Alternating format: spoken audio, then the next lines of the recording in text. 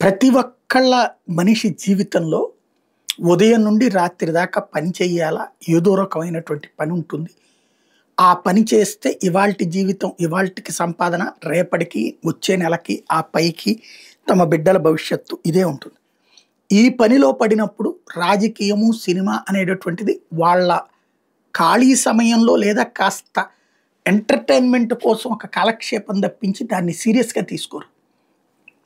సరిగ్గా ఆ యొక్క లీనియస్సే వార్తల యొక్క వక్రీకరణ, లేకపోతే వాస్తవ విశ్లేషణ కొరవట్టం జరుగుతుంది. కుప్పం సంఘటన ఒక ఆడబిడ్డని కట్టేసి కొట్టినటువంటి సంఘటన. ప్రతి ఒక్కళ్ళని కంట తడి పెట్టించినటువంటి సంఘటన. కానీ ఇందులో అన్ని కోణాలు చూడాలి.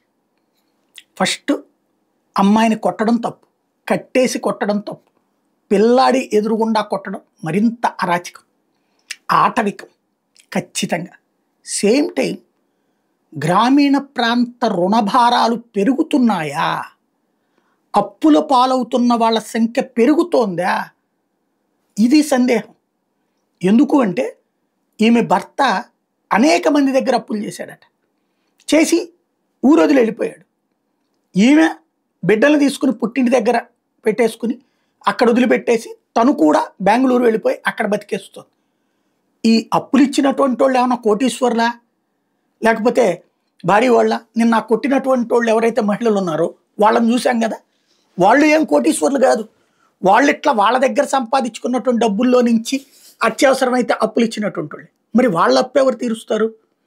చట్ట ప్రకారం వెళ్తే వీళ్ళు ఇచ్చేటటువంటి కాగితాలు ఏని పట్టుకుని కోర్టుకు వెళ్తే అసలు వాళ్ళు ఉంటాయి కదా మనుషులు, వాళ్ళ దగ్గర నుంచి రికవరీ చేస్తున్నాడు. ఒకవేళ పోలీసుల ద్వారా, కోర్టు ద్వారా ఆదేశాలు తీసుకుని ఎంత చేయాలంటే ఈ 80,000 రూపాయలకి ఎంత అవుతుంది లాయర్ ఖర్చు? ఓ 50,000 60,000 అవుతుంది.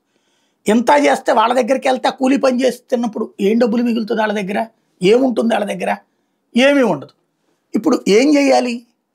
అప్పు చేసిన వాళ్ళకి తప్ప, వడ్డీ వస్తుందని అప్పు ఇచ్చిన వాళ్ళకి తప్ప, అసలు అప్పుల పాలవుతున్నటువంటి ఈ బ్రతుకుల వెనకాల ఉన్నటువంటి వాస్తవాన్ని ఆలోచించలేకపోతున్నది తప్ప, ఇంత డెప్త్గా ఆలోచించేటంతటి తీరిక, ఓపిక ఎవరికైనా ఉందా? ఇప్పుడు 5 లక్షల రూపాయలు అమ్మాయికి పరిహారం కింద ఇచ్చారు.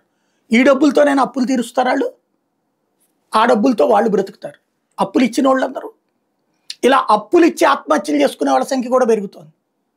ఇదో పెద్ద సమస్యగా మారుతోంది.